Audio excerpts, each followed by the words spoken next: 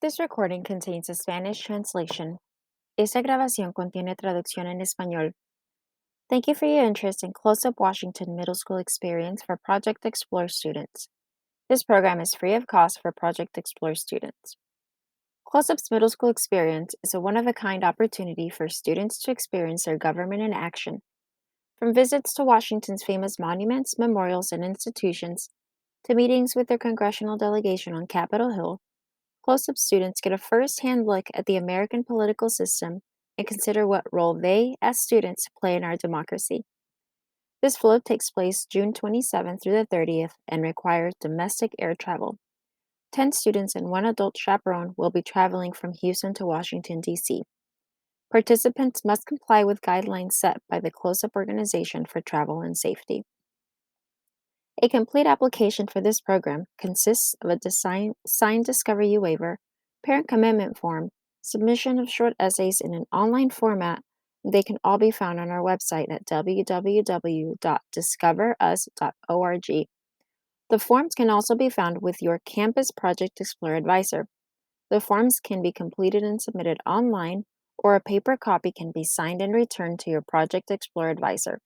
The application deadline is March 31st. Gracias por su interés en Close-Up Washington Middle School Experience para estudiantes de Project Explore. Este programa es gratis para estudiantes de Project Explore.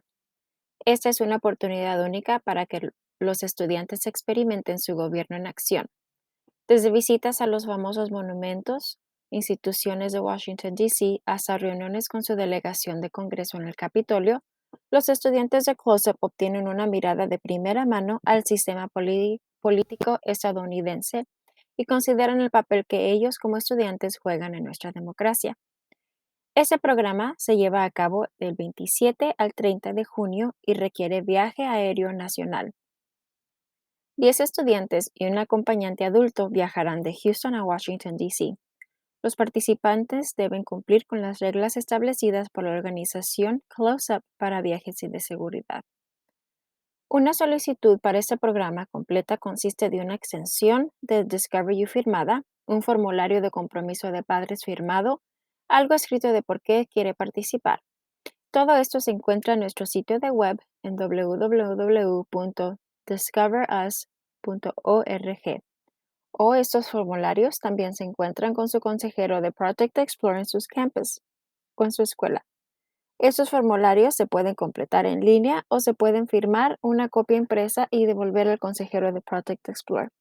La fecha límite de solicitud es el 31 de marzo.